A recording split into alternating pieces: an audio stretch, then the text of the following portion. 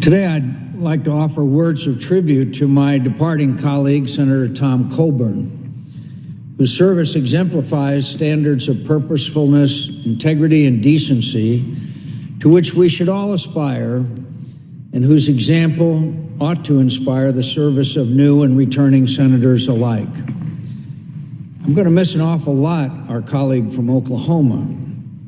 I've always admired Tom for the strength of his convictions and the courage and candor for which he expresses them day after day. The number one thing people should do in Congress, Tom once said, is stay true to their heart. No one in the history of this institution has ever followed that injunction more faithfully than Tom Coburn has.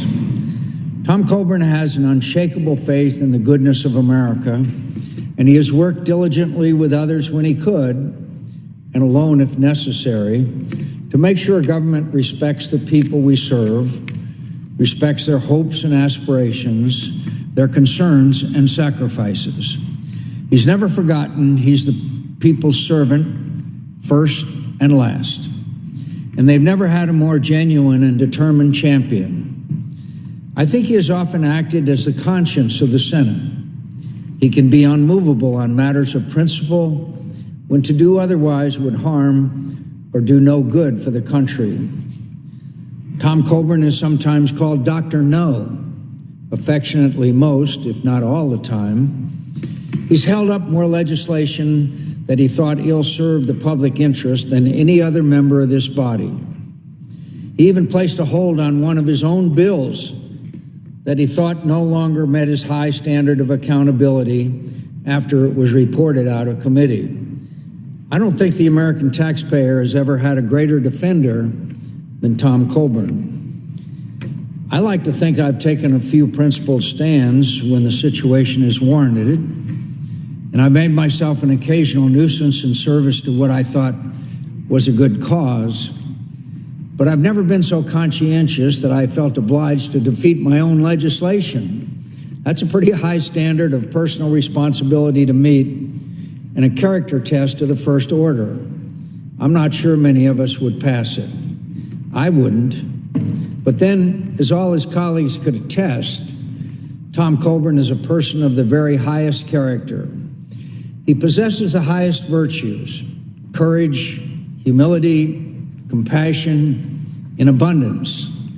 It's been an honor to serve with him. As principled as he is, as unwavering as he can be when he believes it necessary, he has also been a brave and determined proponent of compromise when he believed it served the public interest, when it would help build a more prosperous and secure society with more opportunities for more people and brighter futures for our children.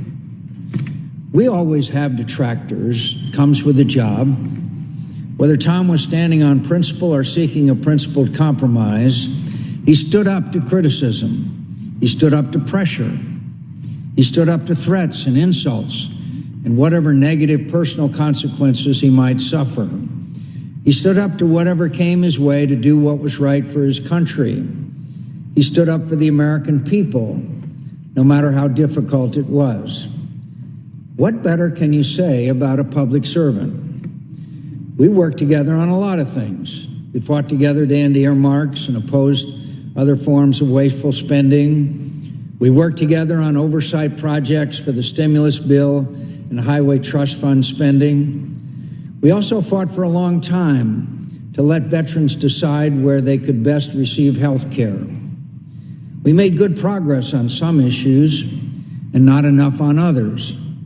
But Tom Coburn was always an example and an inspiration to me. But if I could speak more personally, he was more than a paragon to me and to other members of the Senate. He is first and foremost a kind, considerate, and loyal friend. A friend in good times and bad. A friend who brings out the best in you because he believes in the best part of you. I said earlier, Tom Coburn sees the innate goodness in the American people. He also sees it in his colleagues, even when it isn't apparent to other observers. We've shared happy times together, Tom and I, But Tom has the instinct and the kindness to be the kind of friend who's there when you need him most, in moments that aren't so happy. We all lead pretty good lives here.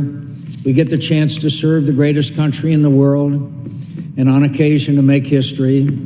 We're honored and feted and praised more than we deserve. But as all human beings do, we have moments of worry and doubt and disappointment. Tom always has a knack for showing up when I need cheering up. He has made the point over the years of being company when you most need it. Friendship is a virtue to him, and he means to live a virtuous life. You can be working on something with him or opposing each other on an issue. It doesn't matter. If you need him, he'll be there for you with a kind word, a piece of advice, a little encouragement, or just good company. There are too few people like that in anyone's life not to cherish the hell out of those who are. I cherish my friendship with Tom Coburn, and I always will. Mr. President, the Senate will be a poor place without Tom Coburn to set an example of public service for the rest of us. But in gratitude to him for his leadership and friendship, I will try a little harder to live up to his standards, and I hope he will let me know when I fall short.